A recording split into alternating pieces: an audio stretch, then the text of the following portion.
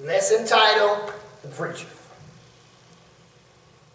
All right, the first line on your paper should be the characteristics of a preacher. That is what we're about to go over. The characteristics of a preacher.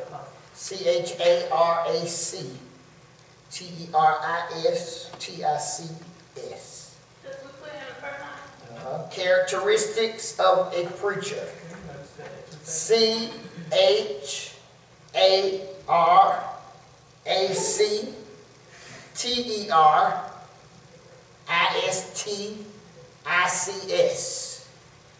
Characteristics of a preacher.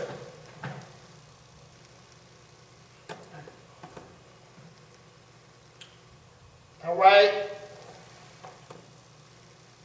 You got that? A.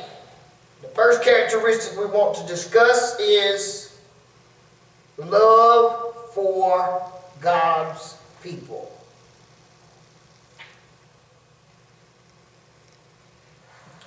I must submit to you as preachers, preaching should not be something that you do for attention. It should not be something that you do to be seen. It should not be something that you do because somebody told you you should preach. Amen. It's not something you should be doing because you want to do like somebody else is doing. Preaching is something that you should be called, chosen, anointed, and commissioned by God for to do. All right? It's not something that you should just be doing to be doing. You need to make sure that God has called and commissioned you for it. With being called, chosen, and commissioned for this job, a love for people is 100% necessity. Amen. If you don't love people, you'll be quit real quick. Amen. One thing I can't stand to hear people say is, I just don't have time for people. I just don't have time. And that's what I'm trying to even tell the pastors now. You have to have a love in your heart for these people. It's the love in your heart for people that will keep you there even when you don't want to be there. Amen. Now, I know some preachers have a very short temper span. I do at times myself.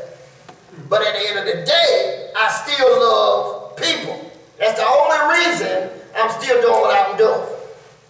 Now, if you feel like you ain't got time for people, preaching is not something you need to be doing. Amen. Preaching is never about you. It's about other people. You don't preach for yourself. The word might step on your toes, but you ain't preaching for yourself. Let me tell you why you're preaching in a few minutes.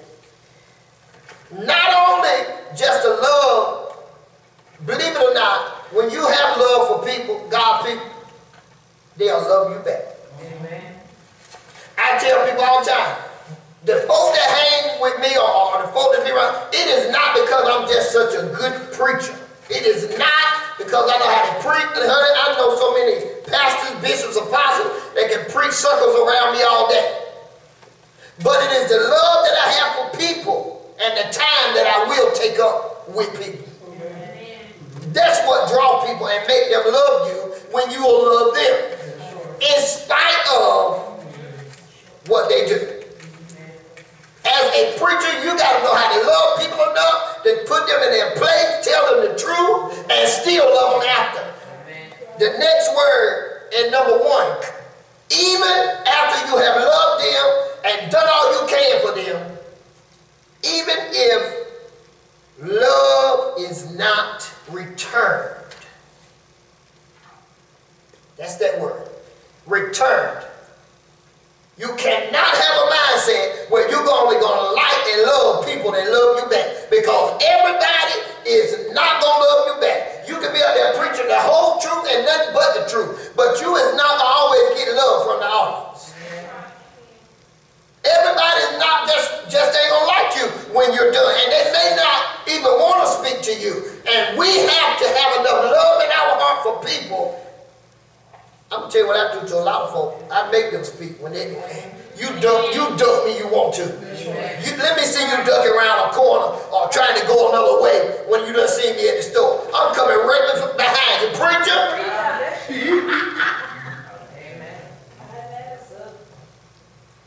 You gotta love people even when they don't show you love back.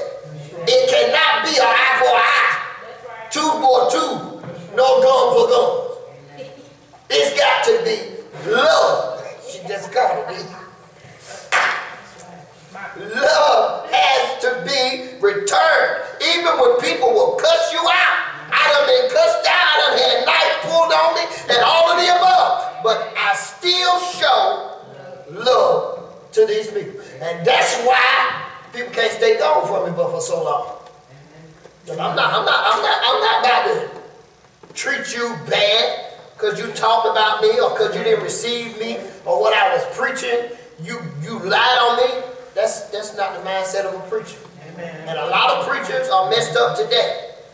Some preachers are messed up to a point now to where they don't even want to preach certain places because they heard somebody was talking about them or they heard this and their love had waxed cold in their heart.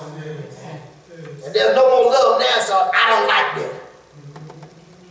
I know my next door neighbor came over and was talking about you today, and she was like, you didn't even know her, and she just thanked God that you had, talked to her, and she was like, that's the kind of pastor that I want to be under, because he didn't even know me, and he just came up and just gave me a good word.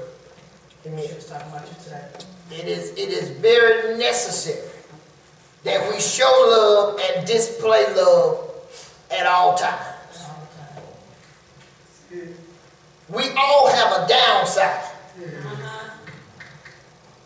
But you don't need to allow that downside to be shown a whole lot in front of people. Amen. You need to show love. And if you ain't mastered how to get yourself under control, you don't even need to be preaching. Because all you're going to do is you're going to make people dislike you. Amen. I'd rather sit down and shut up till I get myself together than to keep right on standing up here and saying a whole bunch of stuff out of my nasty attitude and then people not receive me at all. Because some people, it don't take but a little bit to get them to turn on you. And when they turn on you, you got some work to do before they ever will receive you again. And some folks will never receive you. Some folks will just say, I love her, she's all right, or I love him, he's all right, but I ain't never dealing with him no more. That's what people will say. But us as preachers, we cannot have that type of attitude.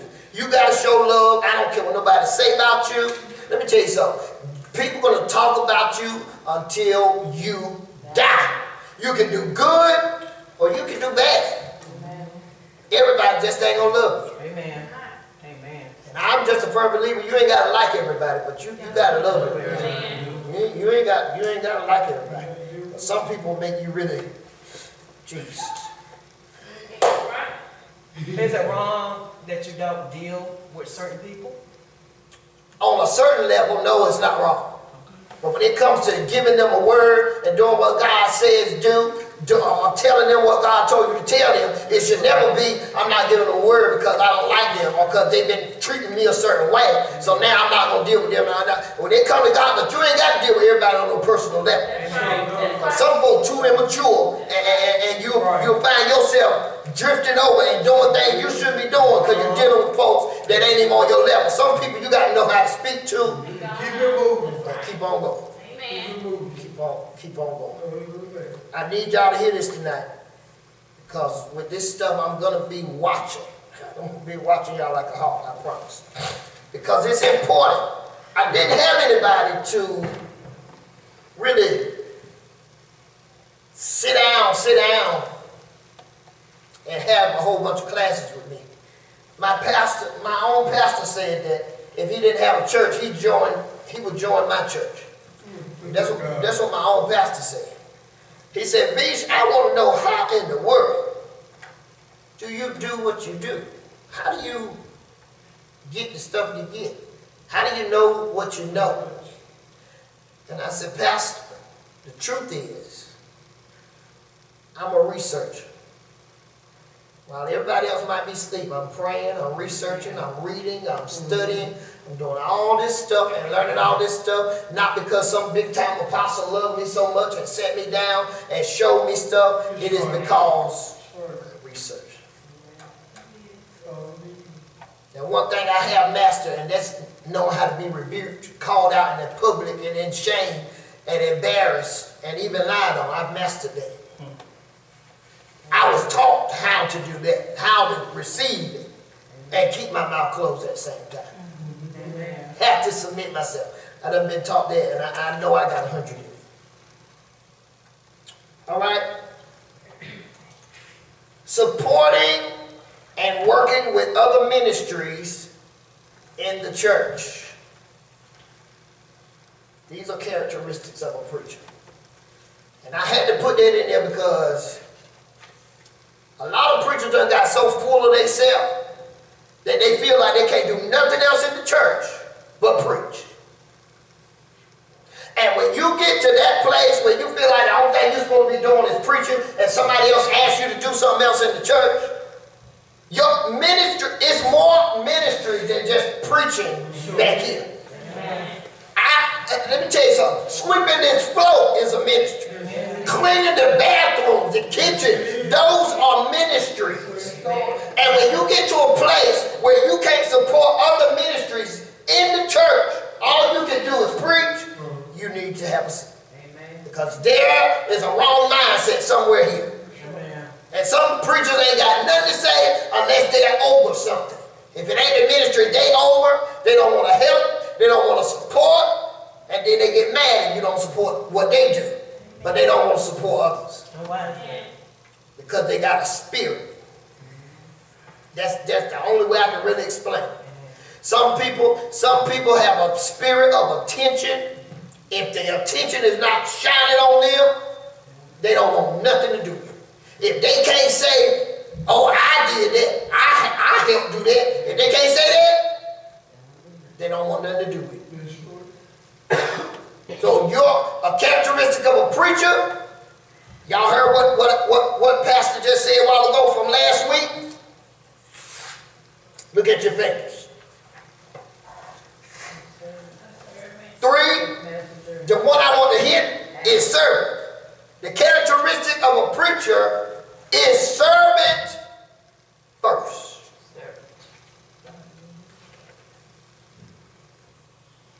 The way you keep your spirit right is to do everything you can in the church. I don't feel like the church need a cleanup committee because the truth be told, everybody ought to be able to clean up. Everybody ought to be concerned enough about the house of God till they say, ain't nobody leaving till the home church get clean. Yeah, we tired and we sweaty and we sleepy, but this is the house of God. You can tell how some folks' natural house look if you look at the church. Because soon the clock hit a certain time, all you got to do is get a benediction. Some of them ain't going to wait for the benediction. They're just out there. Because they feel like cleaning up is beneath them.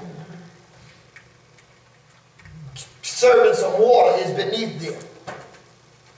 Because they feel like preaching is the only thing that's a preacher supposed to do. But you are a servant first. A lot of people tell me, apostle, you don't need to do that, or different thing like that, but I just go do whatever I can put my hands to. Even my armor bearer tell me, apostle, put that down, or they'll come grab, snatch my stuff out of my hand, because I am not caught up on all this stuff. When your mind gets to that point where you feel like you're no longer a servant, but you're some high person and everybody just supposed to walk for you. You can't walk. You can't do nothing. That's a bad place to be. Amen. God has blessed you with your hands, and you can't never touch your stuff. God has gave you a driver's license. You can't never drive for yourself. That's a bad place to be in. And I don't care if I become a billionaire. I don't want to ever get so big on myself that I can't do nothing for myself. What's the use of having a car and license and you can't drive? You won't drive. Everybody got to do it. I just can't do it. B, characteristics of a preacher, is you have to have a concern for the lost. Concern, B, page 2. Me too. Me too. I done filled out them lines. The preacher. The preacher, characteristics of a preacher. A was love for God's people. 1.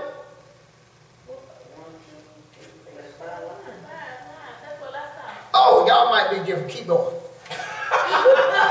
We're at B. Okay. That's where we're at, B.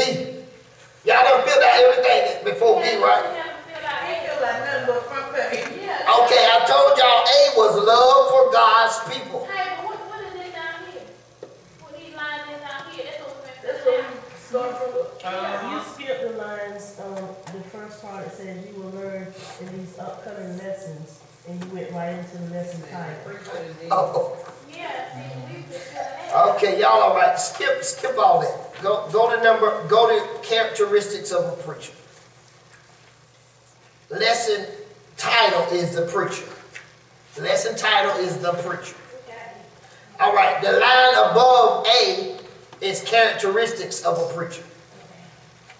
The line above A is characteristics of a preacher. And then A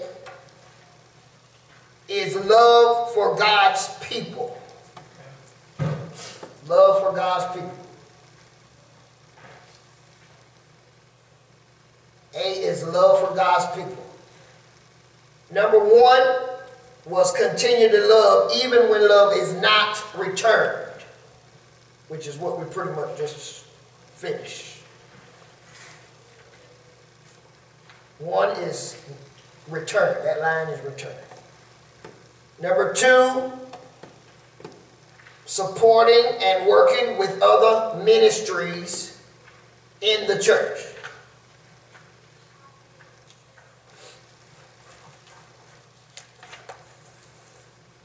Ministries in the church. Again, your responsibility is not just to preach because you're a preacher. You have other things you should be doing as well. And the best way to keep your spirit in check is to clean up sometime. Take out the trash sometime. That'll help you keep your spirit in check. You get to a place where you feel like you're too good to do that, then you know your spirit is heading down the wrong path. And one thing I learned, that certain things that God don't want us to do, or God is saying you don't have to do, He'll put people in your path that'll do it for you. Amen. But it won't be because you require it. It'll be because they love God and love you, and they just want to help you. B is concern for the lost.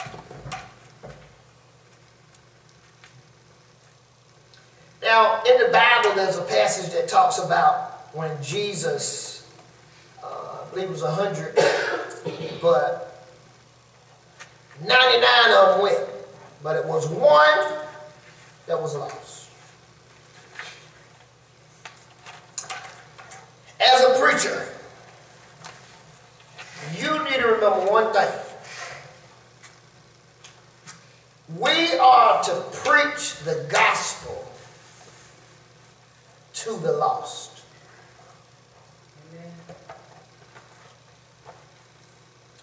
If you already know what Romans 10 and 9 says, and you're already saved, why do you need to be preached to about Romans 10 and 9 when you know what it says and you're already saved?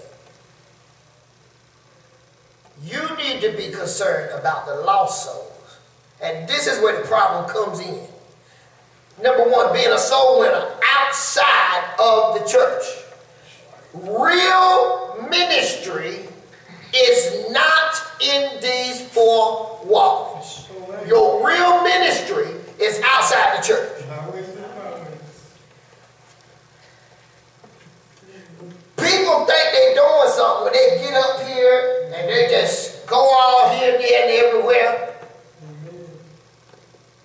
So what's the purpose? When nothing you've said has pricked nobody's heart, has saved nobody, has delivered nobody, everybody in here going back out. Same way they came in. Same way they came in. What is the point? Our job is to be outside. Real ministry is out the door. This is the place to come and praise, worship God, get instruction, and get back out there on them highways and hedges. And the truth be told, most preachers, they don't say no good word unless they got to preach. Ain't right? They ain't even talking about God. They might get on the phone and gossip. A lot of times they get people preaching now, they get on the phone and they'll be talking about God in the beginning, but it leads to gossip by the time the phone done hung up. Ministry, you have to be concerned about the lost people outside. Ain't no need to be concerned about them now if you're doing what they're doing. Amen. We'll get to that later. Bringing them not only to the gospel, but also to the church. You have to be concerned about the lost. You have to have in your mind that you want to win souls. Our churches are so empty. You know why? Because all we do is fuss, fight, argue, nag with one another inside the four walls. We ain't doing nothing out there. A lost world. And we say we found Jesus. But a lost world out there, dying and going to hell. While we're in here shouting and then fussing at one another and backbiting and talking about one another after we just finished holding hands shouting with them. Amen. After we just hugged them and said, I love you, then before we get home, we on the phone or we texting or we Facebooking, something about it. While the world out there suffering and still lost. All we concerned about is coming in here and putting on a show for people. Preachers ain't concerned hardly. I ain't saying every preacher, but I'm just saying. The majority of the preachers now, soul winning. The question is, how many times a week do you witness to somebody? How many times? How many times a week do you see somebody that needs a word and you actually talk to them? Preach to the people that's already got it. That's what we want to do. We want to preach to the people that's already got it and that's going to say amen and that's going to dance and shout. But what about the man out there that might not say amen? That don't really know no word. We're spending all this time inside these buildings and we're accomplishing nothing but little stuff, clicks, and stuff in the building. But ain't nothing being done concerning the lost. C, servant to all. And we just spoke about servant. Number C, servant. S-E-R-V-A-N-T, to all.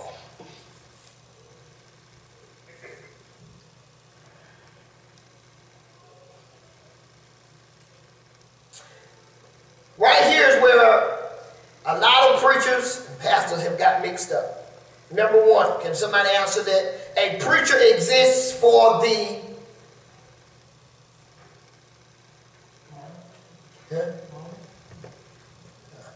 A preacher exists for the...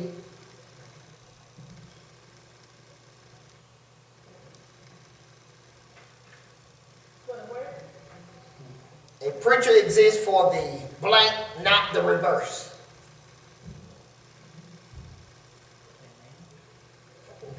The congregation.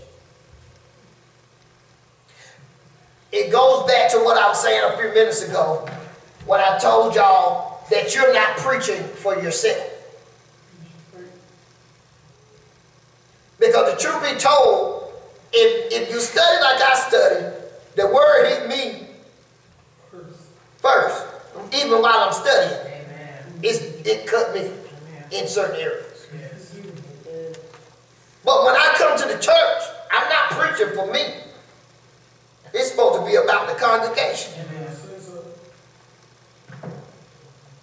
When we go outside in the highways and hedges, we're not out there to preach for ourselves. We're supposed to be concerned about that congregation, those people that are lost out there. And the reason why I said not the reverse is because people have began preaching and pastoring, and they have reversed this. Now, if you let some of these pastors tell you, the congregation exists for the preacher. Amen. In other words, they're getting all the profit. Some folks think that all they're supposed to do is have a church full of people that pay all their bills. There you go. Can I tell you something? When you got a real love for people and you really love God and your motives are clear, God will send you people that'll take care of you. Not because you feel like it's their job or responsibility. Because let me tell you something. It is not nobody's job or responsibility to take care of grown people.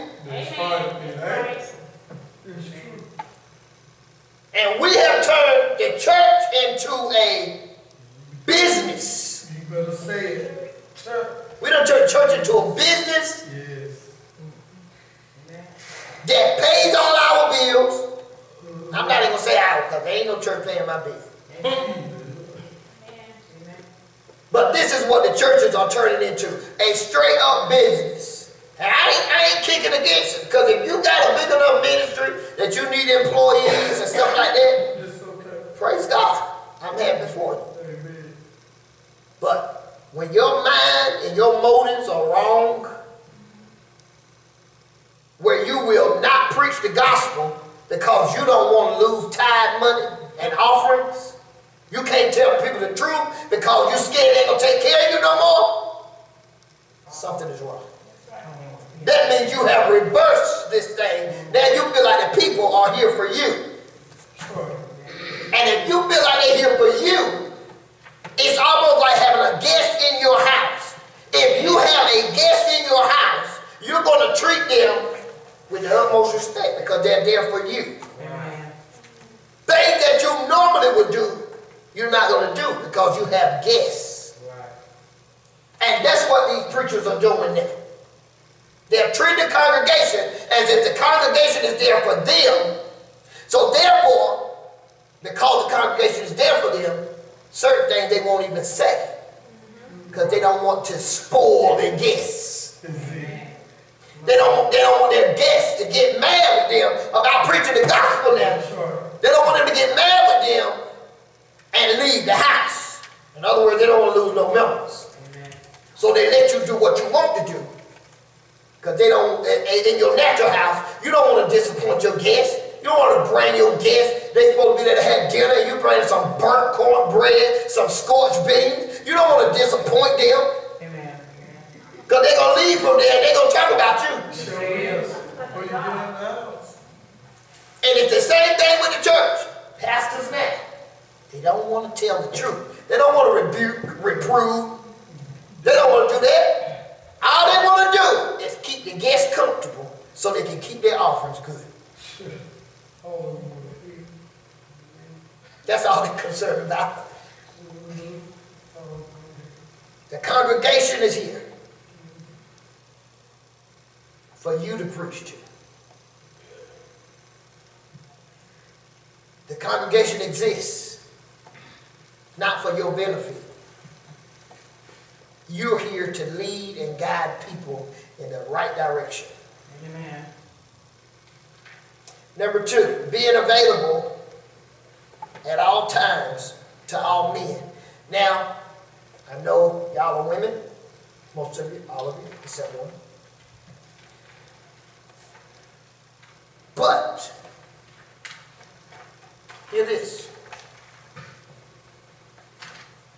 I'm not just referring to men. If you take notice in the Bible, sometimes the Bible will say all man or all men. It don't just mean a man. It's Goes for woman and man, and for everybody. That's what this goes for. I don't want you women to get it twisted, being available at all times to all men. I'm trying to get that mixed up, because that ain't what I'm trying to say. But what I'm telling you is, as a preacher, your availability is very important when it comes to God's people. Yes, it is. Amen. Yes, it is. It is very important that you make time, especially as pastors. You have to make time for your people. You got to spend time for your people. A lot of people feel like, oh, I'm just going to pray, and then I ain't going to deal with them members. I'm going to let them members be what they is or whatever. I see them Sunday when they get to church. And they feel like I'm just going to pray, and God give me a little word. God will allow His anointing and His Spirit to lead and guide you, not only based on what you don't know, but also based on what you know. In other words, when you take up time with people, you will learn them. You will learn their struggles. You will learn what their habits are. And you will be able to, while God is leading you, you will also be able to address how to get delivered from some of those things. But you're not going to know what your congregation needs delivered from if you don't ever spend time with them. Say so. Say so. And as preachers, don't get me wrong, we get tired. Yes. But your every time somebody call you, it should not be, I'm tired, I don't feel like talking. Amen, Apostle. I'm busy right now, I'll call you back later, and don't ever call back. Right. That's bad business. Yes, it is. We have a member right now, not you, but you know what I'm talking about, that I always, before she joined my church, when they were going through, when she was going through marriage-wise, she would call me, and she would ask for counseling and advice. And I would always tell her, I want you to call your pastor. And if your pastor won't talk to you and won't give y'all advice, then call me back and I will. But it's your pastor's responsibility. Sure. Every time. She will call me back and say, he said he'll call me back. Or he said he ain't got time right now to talk. And she always say, and then I asked her later on, did the pastor ever call? She said, nope. I ain't heard nothing from him. Even get to church and don't even bring up the fact that you call me. If you don't spend, and you see where she at now, don't you? If you don't spend time with these people, somebody gonna show love to them. Somebody gonna take up some time with them. And this don't just mean for the pastor. This is for the preachers as well in the ministry. I can't run no church by myself. Preachers, oh, let him stay. Preachers. Oh, okay, she can go. But preachers.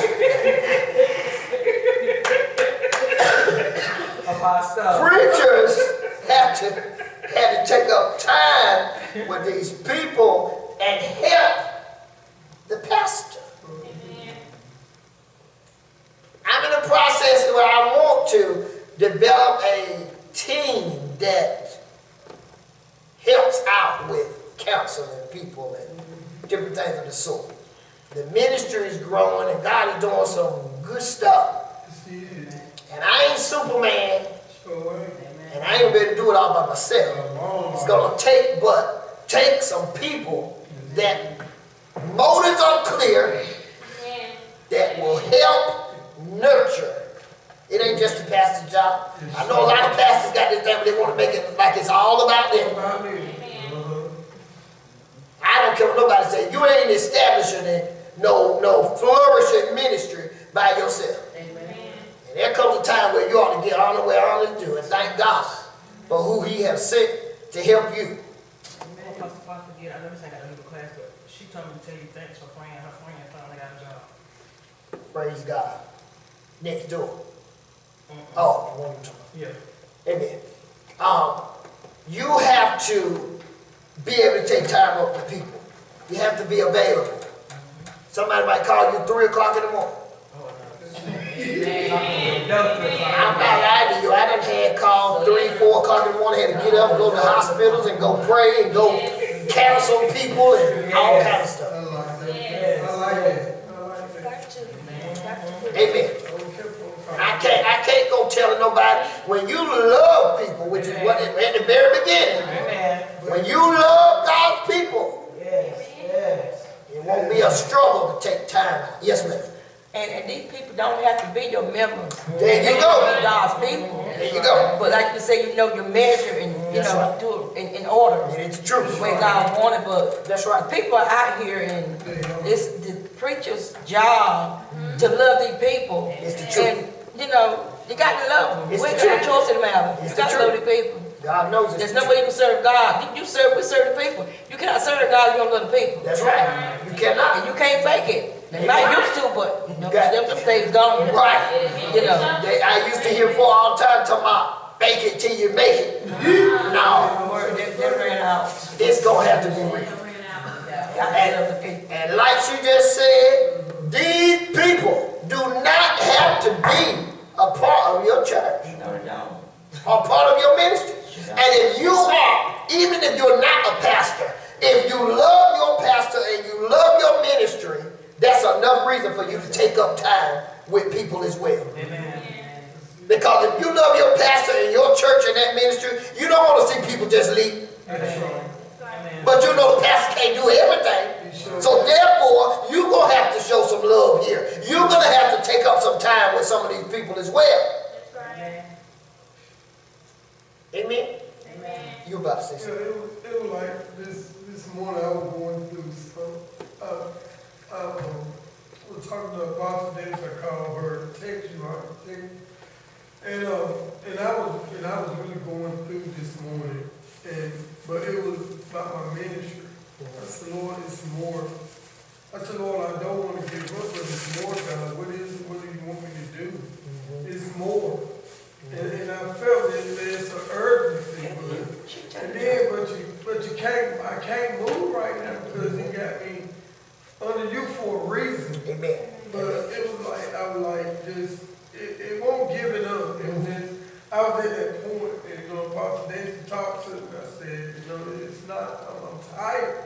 I said, I'm just tired of so much stuff. I said, it's like I can't do nothing about certain things. Right. And I said, and she talked to me and stuff and let me know, Serenity. in due time. It's right. Serenity prayer said, Lord, help me accept things I can't change. But the truth of the matter is, God's got you where He wants you to be. And believe it or not, what's happening is you're hungry and you're eager to do a work for God with pure motive. But everything we want to do is got to be in God's timing. Sometimes He will put you in a place and you almost feel like you're at a standstill.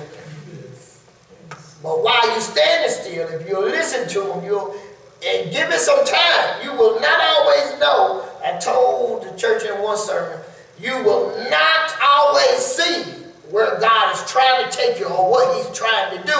You just got to learn how to get your spirit under subjection and say, Lord, I don't really like what's going on and I don't really know what's going to happen, but I'm going to stay right here until you say something different. It's uncomfortable, but you got to stay there. You can't see. You got to trust it. It's what God's saying. Exactly. You got to, because you'll be easy moved. Yes. And you cannot let everybody put everything in your ears because it sounds good. You listen to all kind of preach, all kind of prophet, all this mess on Facebook. That's what we're doing. All this kind of stuff. And it should be enough right in your local church, what your leader's saying. And also with the ministerial staff. That's right. The It big should be seller. It is Look at this right. thing. No outside. Go ahead. No outside. Go ahead. It's enough. I'm saying us, put myself in. Put But it's on. enough. You know, It somebody is. go, it's enough. That shit ain't going outside. It's enough here. That's right. What you don't got, I got. But it don't matter. It's enough. That's right. To keep, anyway. All of us. It's a thing where you work together.